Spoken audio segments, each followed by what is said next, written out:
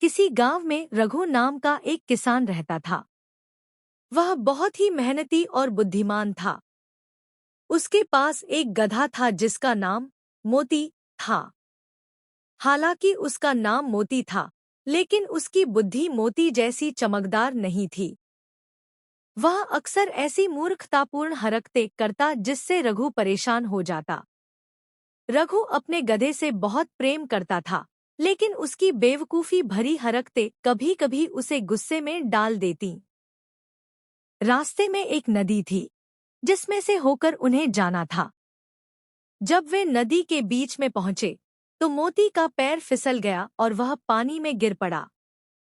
जैसे ही वह उठा, उसने महसूस किया कि बोरे हल्के हो गए थे।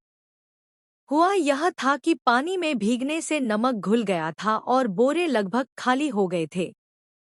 मोती को यह बड़ा अच्छा लगा कि इस तरह उसकी मेहनत कम हो गई।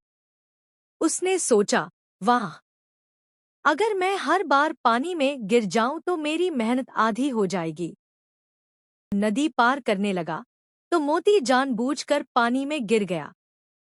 इस बार भी नमक घुल गया और उसकी पीठ हल्की हो गई। रघु समझ गया कि मोती चालाकी नहीं, बल्कि बेवकूफ़ी कर रहा है। उसने सोचा, अगर इसे सबक नहीं सिखाया गया, तो यह हर बार यही करेगा। रघु ने मोती को सबक सिखाने का फैसला किया। जैसे ही वे नदी के बीच पहुंचे, मोती ने फिर से वही तरकीब अपनाई और जानबूझकर पानी में गिर गया। लेकिन इस बार हुआ कुछ अलग। कपड़े पानी में भीगकर और भारी हो गए। मोती को लगा कि उसकी चालाकी उस पर ही भारी पड़ गई। अब उसकी पीठ हल्की होने की बजाय और अधिक भारी हो गई।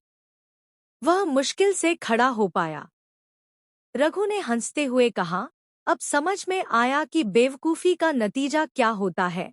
मोती को अपनी गलती समझ में आ गई और उसने दोबारा ऐसी बेवकूफ़ी कभी नहीं करने की कसम खा ली।